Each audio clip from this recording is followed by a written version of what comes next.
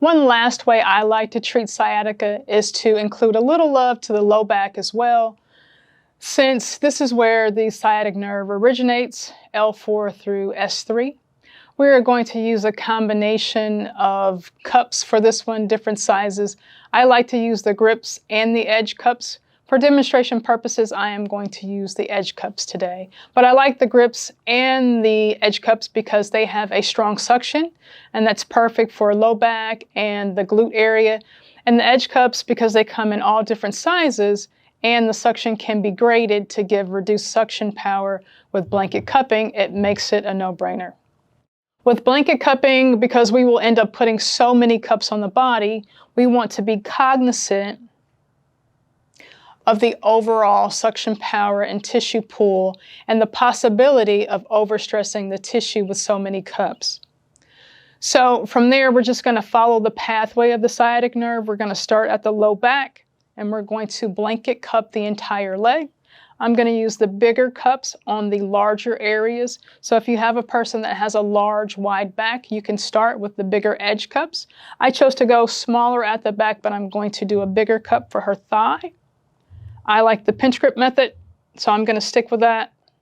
Again, we're living at about 25, 50, maybe even 75% with these cups. Again, you're going to put a lot of cups on, so you want to make sure you're not overwhelming your client or overwhelming the tissues. So I'm going to continue down the pathway, choosing the right cup size for that area. And I'm putting the cups pretty close together.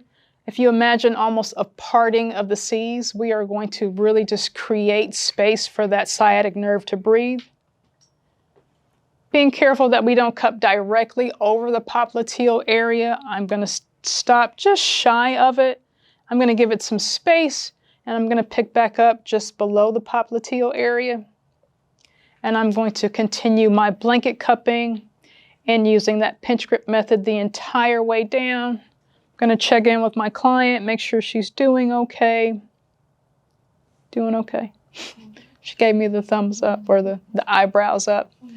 At the bottom of the leg, I'm going to use the smaller edge cups because where that gastroc kind of terminates at the Achilles tendon, it gets really, really narrow. So we want to make sure that the cups are staying on and the suction is pretty good. So this is blanket cupping for the sciatic nerve. This is just a good ending stroke, a good ending technique. We can follow it by taking the cups off and putting a little heat on those areas. Tissues usually love heat. Heat creates space, and that's exactly what we did with our cups and our blanket cupping method. So go ahead and give that one a try and let me know how you like it. If you found this video useful and want to see more like this, make sure you subscribe below and don't forget to hit the notification bell.